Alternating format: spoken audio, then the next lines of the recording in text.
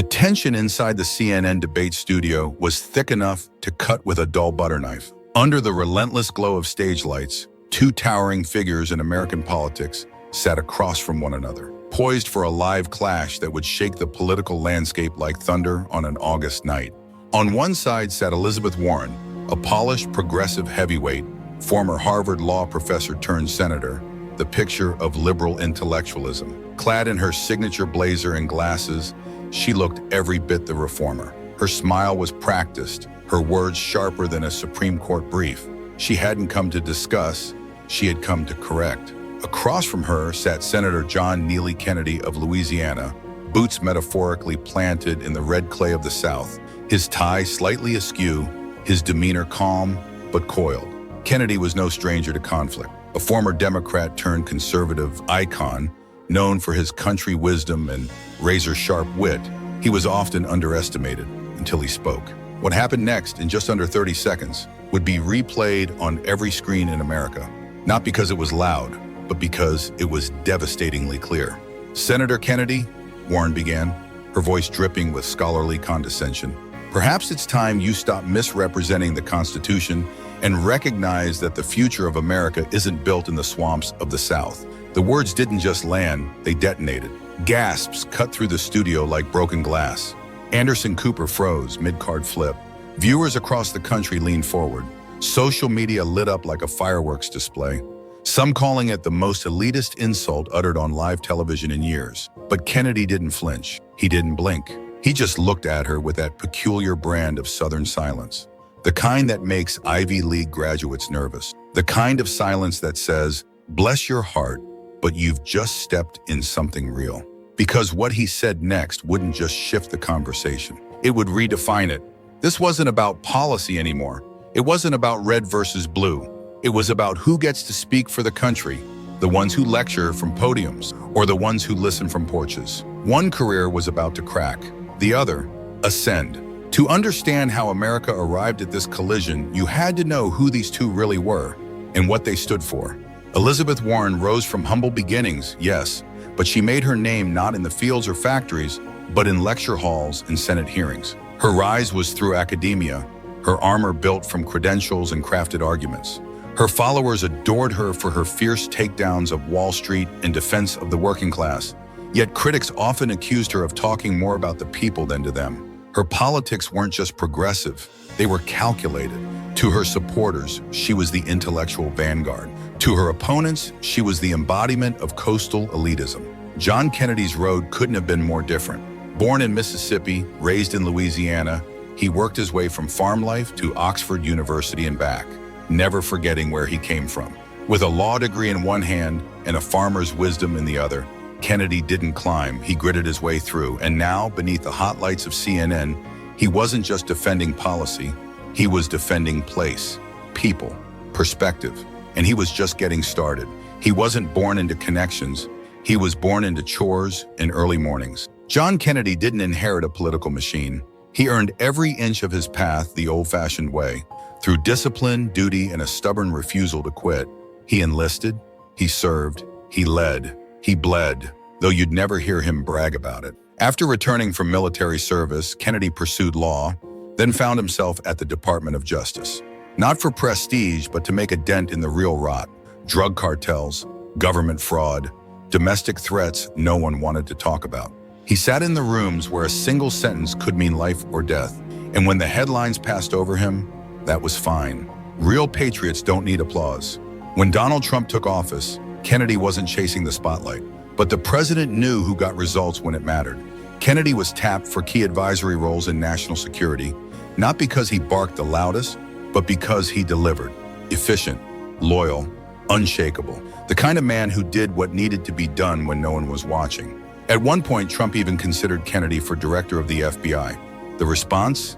Immediate backlash. He's too loyal, they said. Too unpredictable, too Southern, too plain-spoken. But for many, the real issue was that Kennedy didn't fit their image of leadership. Not elite enough, not global enough, not clean-cut coastal establishment. His record was spotless, but his plain, unapologetically rural identity made him a target. And that night, on the CNN stage, Elizabeth Warren made the same mistake others had made before her. She underestimated the man across from her.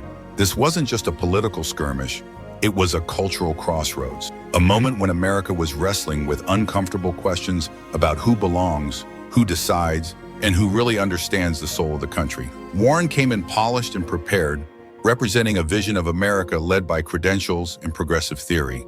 Her message spoke to millions who felt the country's moral compass needed a hard reset, a vision rooted in institutions, equity, and top-down reform. She echoed the fears of many that traditional values were being used as a shield for ignorance, that only those with deep study, lived experiences, and intersectional understanding could navigate America forward. But across from her sat something she couldn't categorize. A man who didn't speak in activist terms, a man who didn't need applause lines. Kennedy didn't inherit a legacy, he built one. He didn't represent the American dream. He was the American dream.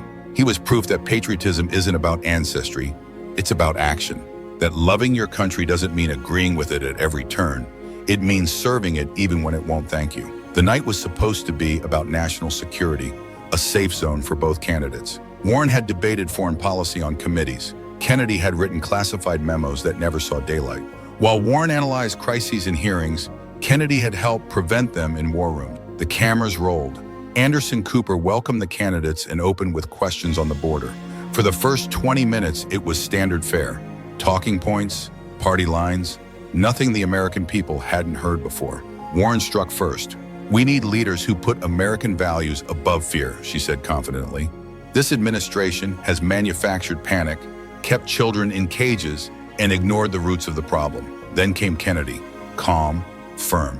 "Ma'am, I've spent decades facing real threats to this country. Not in theories, not in classrooms, in places where the law ends and trouble begins," he said, his voice low and steady. "Terror groups, cartels, foreign agents. We don't protect this country by writing white papers. We do it by telling the truth." The air shifted. Then Cooper asked the question that cracked the surface. Immigration under the Trump era. Warren's eyes sharpened. She leaned in and fired. "We need leaders in Washington who actually understand American values. People whose loyalty is clear, whose commitment to fairness isn't buried under culture wars." Some in the audience stiffened. Kennedy didn't flinch. "Senator," he replied, voice calm, "I've taken oaths. I've walked into buildings wearing a flak jacket while others walked out waving their degrees. If that's not loyalty, I'd sure like to hear your definition." But Warren wasn't done. She'd come with a playbook, and she was sticking to it, no matter how deep she had to dig. "It's easy to claim loyalty," she snapped. "But true Americans, they don't need to prove it. It's in their blood." That phrase hit the room like a thunderclap. In their blood. You could hear someone whisper, "Did she just say that?" The studio stilled. Anderson Cooper shifted uncomfortably. CNN producers in the control room widened their eyes. Social media went wild.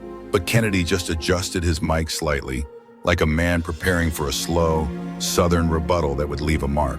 And what he would say next would do more than turn the tide. It would turn the country's head. Kennedy's voice remained calm, steady, like a front porch rocker that didn't creak, no matter how much weight you put on it. "My record speaks for itself," he said plainly.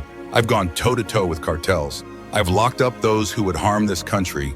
I've bled for it, served it, sacrificed for it. If that's not loyalty, then maybe we're not speaking the same language." But Warren wasn't done. She had come with a plan, and she wasn't about to let it slip, not even now. "It's easy to say you're loyal," she snapped, her tone clipped. "But real Americans don't need to prove it. It's in their blood." The phrase dropped like a hammer. In their blood. The studio went still. Anderson Cooper shifted in his seat like someone realizing the train had just jumped the track. In the control room, CNN producers exchanged wide-eyed looks. Social media lit up instantly. #you real Americans had Kennedy's Warren. In their blood, elitism unmasked. Kennedy's jaw tightened, not in anger but in recognition. He'd heard this kind of thing before. He adjusted his mic slightly and looked straight at her. "Senator Warren," he said, voice low and measured, "are you suggesting that American citizenship is passed down like eye color? That it's inherited rather than earned? That it's about who your great-granddaddy was instead of what you're willing to sacrifice?" Warren didn't flinch. She doubled down. "I'm saying," she said, her voice slicing, "some of us feel America in our bones. Others," she glanced at Kennedy, "others have to study it in books." A low murmur rippled through the crowd. A woman in the front row gasped. One of the camera techs muttered, "Damn," not realizing his mic was still hot. This wasn't just a policy disagreement anymore. This was personal. This was a full-on challenge to Kennedy's right to speak as an American. Elizabeth Warren had crossed a line. She wasn't just debating border security or tax codes.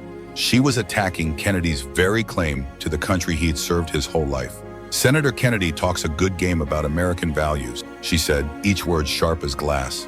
"But when it really matters, when the chips are down, where do his loyalties lie? When he looks in the mirror, does he see an American or something else?" The air was sucked out of the room. Anderson Cooper's mouth hung open, unsure if he should intervene or let what was happening continue. In the control room, producers froze. The nation held its breath. For some watching, veterans, immigrants, first-generation Americans, poor white Southerners, this wasn't a new feeling. They'd heard this before. That veiled suggestion, "You don't belong here, not really."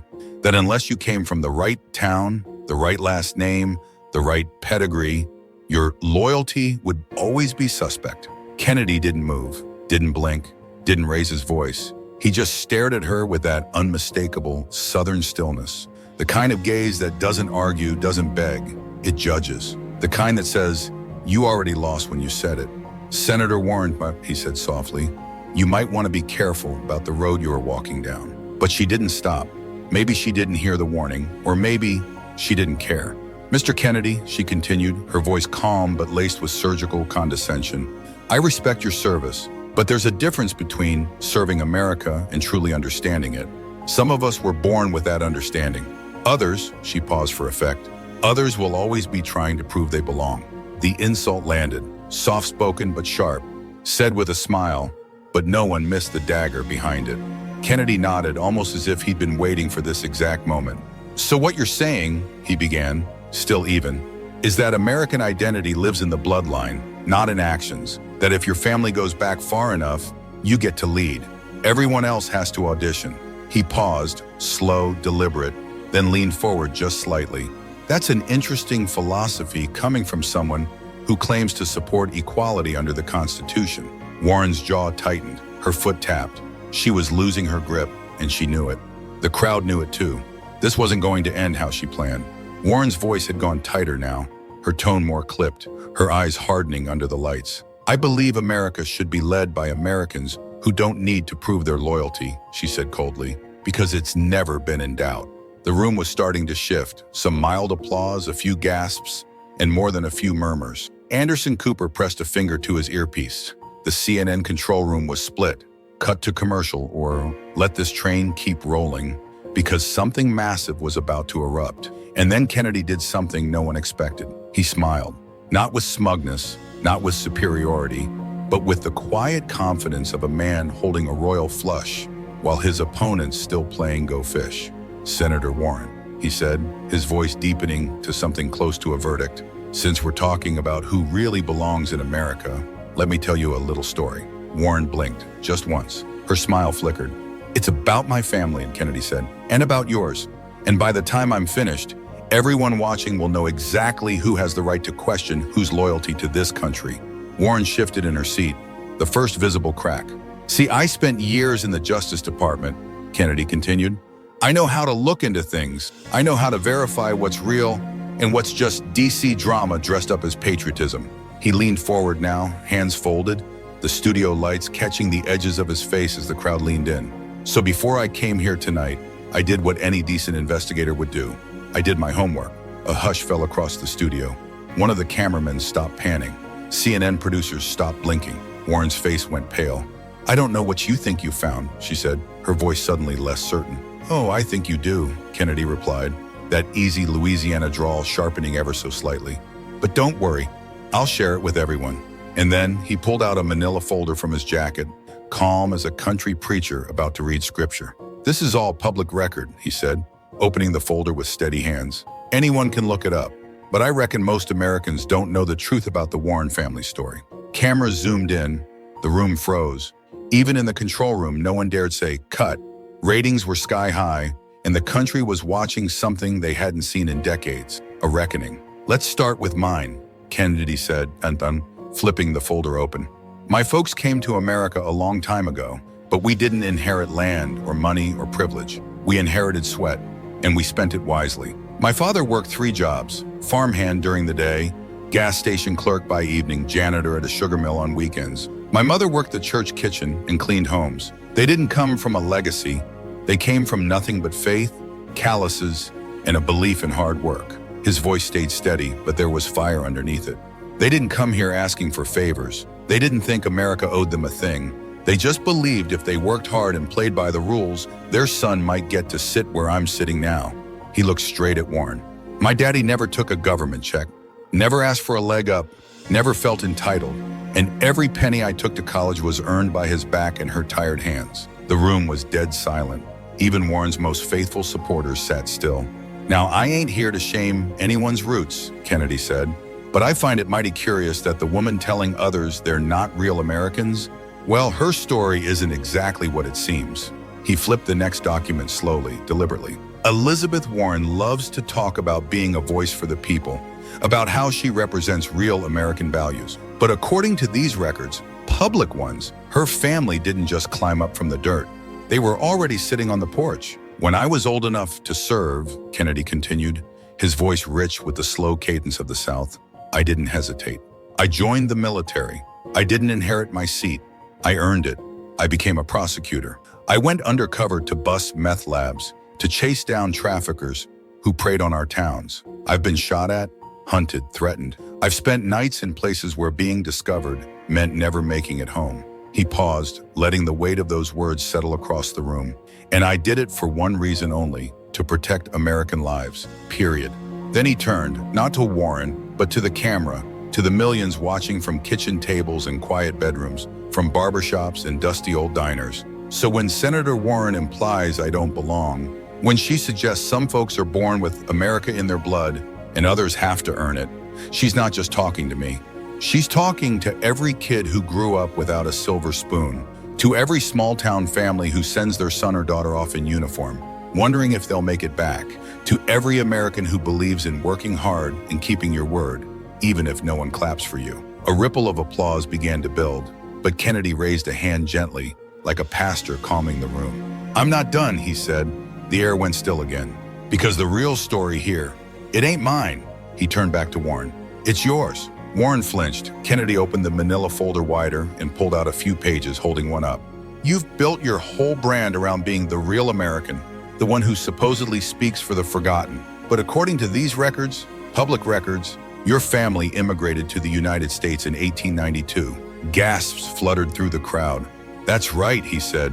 Elizabeth Warren is a third-generation immigrant. Just like me, just like millions of others. Warren's face didn't move, but the color had drained from it.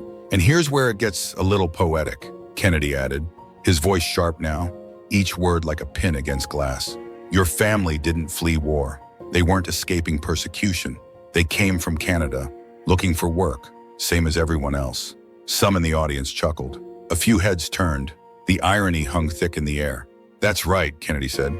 The woman who told me, not in words, but in meaning that I'm not a real American, is the descendant of Canadian immigrants who came here for the very same reason mine did. But he wasn't done. He held up another document. And here's the kicker, he said, now in full command of the room. Her great-grandfather, Thomas Warren, was denied entry to the United States twice because immigration officials didn't believe he could support himself. Warren opened her mouth. This is ridiculous. Oh, but it's true, Kennedy cut her off, cool and final. According to those same records, your great-granddaddy had no money, no gig, no guarantee. He was exactly the kind of immigrant you now suggest we should keep out. The studio erupted. Applause, gasps, disbelief, and again Kennedy raised his hand. Silence, then with quiet intensity, and here's my favorite part. The man who finally sponsored your great-grandfather's successful immigration petition was an Indian-American businessman. The studio went absolutely still. Kennedy turned to Warren, calm but unrelenting. So the next time you question who belongs in this country, Senator, remember that your family made it here because someone who looked like me, or maybe looked nothing like either of us, believed in the American dream enough to help you. The camera zoomed in on Kennedy's face, unmoving, steady. So, when you say people like me don't belong, you're not just insulting me, you're insulting the very people who made your life here possible. Even Warren's loyalists in the crowd couldn't hide it now. Some shook their heads, some looked down. Others just sat in stunned silence. But Kennedy stood tall. "That's right," he said again, his voice rising not in volume, but in conviction. "The Warren family didn't get here alone, and the American you just tried to discredit, he comes from the same kind of story, only he didn't try to rewrite it for applause. You told me to go back," he paused. "But the truth is, I'm exactly where I belong." Some in the audience were now shaking their heads, stunned by the weight of the irony. But Kennedy wasn't finished. He rose to his feet, not dramatically, but purposefully. The room quieted. "You want to talk about real Americans?" he said, his southern cadence rolling like thunder over a still field. "Then let me tell you what real Americans do." He didn't raise his voice. He didn't have to. Real Americans don't judge folks by their skin, or their last name, or where their great-grandpappy came from. They judge each other by grit, by sacrifice, by what they're willing to give for something bigger than themselves. He turned to Warren, not in anger, but in clarity. Real Americans don't build their careers dividing people and stirring up hate. They build legacies by standing for something more than themselves. The room erupted. Applause, cheers. Even some of the CNN crew members clapped, unable to stop themselves. Kennedy let the moment rise, then brought it back down with one sentence. "You want to know the difference between you and me, Senator Warren?" he said, voice dropping into the kind of silence that commands. "My family came here with nothing and gave everything to this country." He paused. "Your family came here with nothing and somehow taught their descendants to look down on others who did the same." The applause paused, then surged like a wave. He stayed standing. "I've spent my whole life serving America, in courtrooms, in uniforms, in places I can't even name. You've spent yours serving ambition in a political machine that talks about equality while looking down its nose at the people it claims to help, then softer but sharper than ever. So before you question anyone's loyalty to this country again, Senator, I suggest you take a good, long look in the mirror and ask yourself, what have you ever done that made America better?" Then Kennedy sat down, calm, composed, and with that signature dry wit, almost as an afterthought, "I believe you had a question about border security, Anderson." The room exploded in a standing ovation. Anderson Cooper tried to continue, but he knew, everyone knew, the debate was over. The conversation had changed. That night, Kennedy's takedown shattered the internet. Hashtag Kennedy destroys. Warren trended at #1 worldwide. Commentators on the left, right, and everywhere in between called it one of the most honest political moments in a generation. But the real impact, it wasn't in the hashtags or headlines. It was in the stories. Thousands of Americans, veterans, immigrants, farmers, first gens, sharing their family journeys. Stories of sweat, sacrifice, of choosing to become American, not by accident of birth, but by conviction. Elizabeth Warren's campaign began to crack in days. Donors fled, staff resigned, the Democratic establishment distanced itself. Her press conference fell flat. The video spoke louder than any excuse. John Neely Kennedy, on the other hand, he became something more than a senator. He became a symbol, a quiet reminder of what American greatness has always looked like. Not wealth, not degrees, not polished speeches, but quiet strength, earned respect, and the absolute clarity of purpose that comes from knowing who you are and who you serve. He hadn't shouted, he hadn't ranted, he hadn't insulted. He'd stood his ground, told the truth, let the facts speak, and in doing so reminded America of something it had almost forgotten, that what makes this country great isn't where you're from, it's what you're willing to stand for. Sometimes it takes a soldier's son to remind us what we were always meant to be. And that night, John Neely Kennedy didn't just win a debate. He reminded America of who it's supposed to be. If this moment made you reflect, if these words stirred something in you, then don't let it end here. Subscribe to the channel for more stories that not only inform but shake, that expose truths and give voice to those who really build this country. This is not just about politics. It's about identity, about legacy, about who we are and why it matters. Hit the little bell, share this video, and join a community that believes words have power and that a truth well spoken can change everything. Thank you for being here. And remember, the debate may be over, but the conversation is just beginning.